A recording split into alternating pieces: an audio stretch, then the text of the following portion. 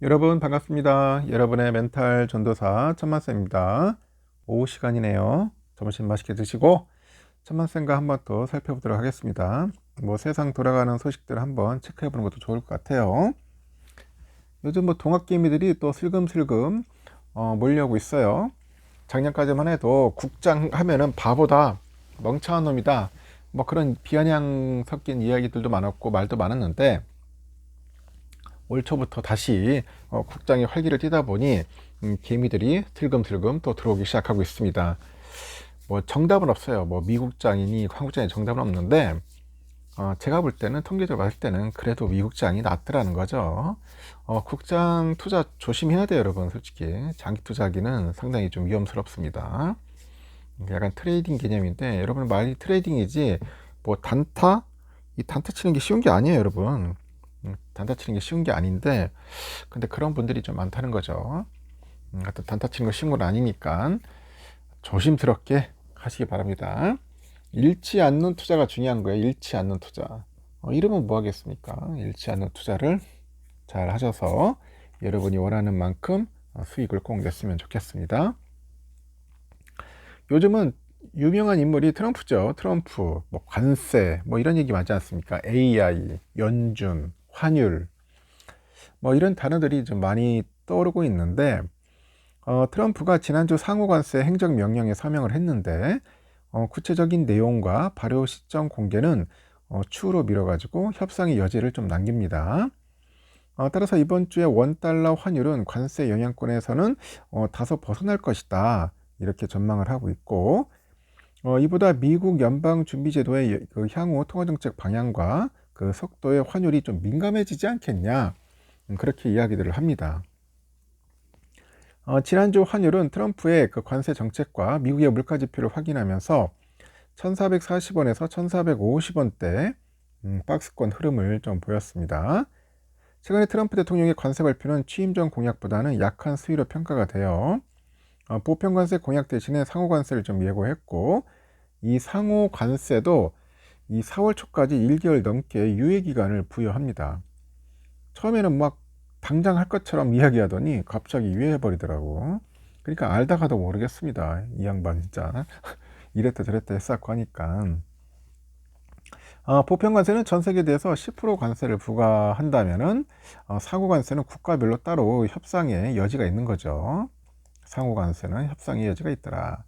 이번 주 트럼프 상호 관세가 4월 이후로 인전 미뤄져서 임박한 관세 타임라인은 부재합니다. 부재하고 경제와 물가 전반에 충격을 줄 수 있는 이 보편 관세가 아닐 경우에는 외환 시장의 민감도는 점차 약화될 것으로 현재 보인다는 거죠.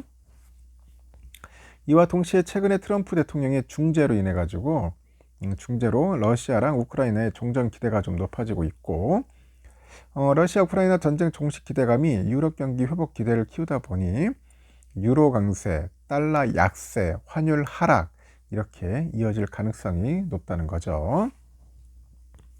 트럼프가 언급한 이 반도체, 자동차 관세 관련 미국의 압박이 거세질 시에는 국내 환율에 대한 절하 영향도 불가피할 것으로 판단이 되나 현실화 가능성은 높지 않더라. 올해 평균 환율은 1380원 정도, 하반기로 갈수록 좀 하락하지 않겠냐, 그런 이야기를 합니다. 한때는 환율이 계속 고공행진을 줄 알았는데 이제는 환율이 빠지는 그런 모양새를 보이고 있다는 겁니다. 이번 주에는 관세부대는 지난 1월 연방공개시장위원회 FOMC 회의 의사록과 다수의 그 연준 위원들의 발언에 좀 주목할 필요가 있다는 그런 이야기도 있어요. 하여튼 지난주에 제롬 파월 연준 의장은 의회 증언을 통해서 금리 인하를 서두르지 않겠다. 금리 인하를 서두르지 않겠다. 그런 입장을 피력한 바 있고, 그 이후에 나온 소비자 물가랑 생산자 물가, 파월의 물가 판단과 우려를 비교적 잘 반영하는 모습이었기 때문에 미국의 상반기 금리 동결 가능성은 압도적으로 이제 상향이 된 거죠. 연준 위원들은 최근에 물가 상승에 대한 경계감을 내비치겠지만은 추가적으로 이 물가의 우려를 더 확산시킬 가능성은 낮아 보입니다. 시장 예상 수준에서 향후 금리 인하 시점에 대한 신중할 필요가 있다, 그런 정도의 발언이 이어지다 보니 이 환율에 미치는 그 부담은 제한될 것이다. 그렇게 예상을 하는 거죠. 오는 20일에 보니까 미국의 2월 제조업, 서비스업, 구매 관리자 지수 PMI가 발표가 됩니다. PMI. 그리고 이를 통해서 여전히 미국의 탄탄한 경기 상황이 이제 확인된다면 달러 강세가 지지될 수 있다는 그런 이야기도 있어요.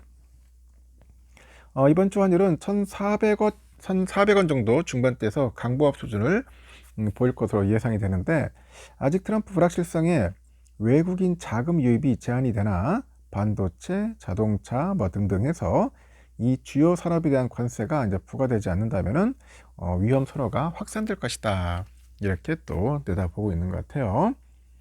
여전히 상호 관세에 대한 구체화 등 트럼프의 관세 영향이 가셔되지 않은 상황이기에 외환시장 변동성은 지속될 거라고 봅니다. 한국도 안심하기 어려운 상황이니까 환율에는 상방 압력이 우세할 주간이 된다. 상방 압력, 환율. 여러분 어떻게 생각합니까? 환율이 더 떨어질까요? 오를까요? 당분간은 환율이 약간 변동성은 있을 것 같은데 전 1,400원대 한 중반대로 보고 있어요. 하지만 시간이 지나면은 환율은 좀 빠지지 않겠냐, 뭐 그런 이야기도 있다는 거니까 여러분들도 한번 참고해 보시기 바랍니다. 이창용 총재, 이 한국은행 총재죠. 또 이분의 입을 또 우리가 한번 살펴볼 필요성이 있어요.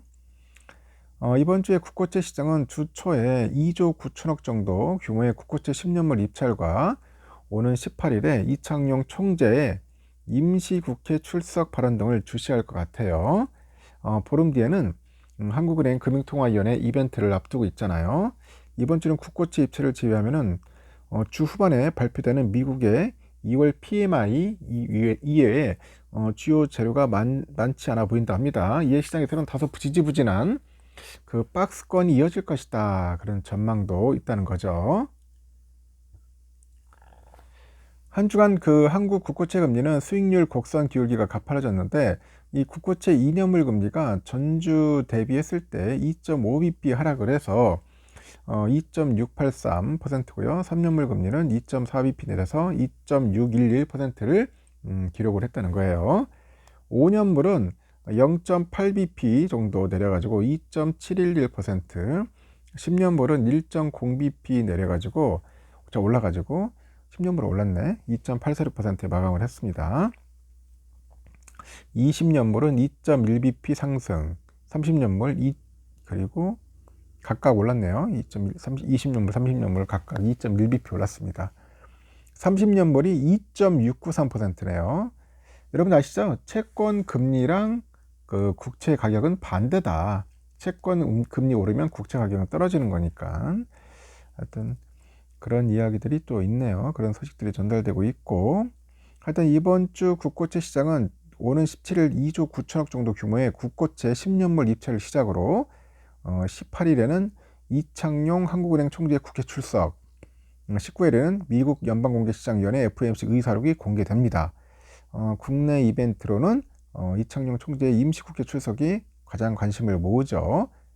이 총재는 지난번 외신과의 인터뷰에서 다소 원론적인 발언을 내놨는데 시장이 이를 매파적으로 받아들여가지고 시장 금리가 상승하기도 했었고, 이번 국회 출석에서는 어떤 발언을 내놓을지 상당히 주목을 받고 있습니다.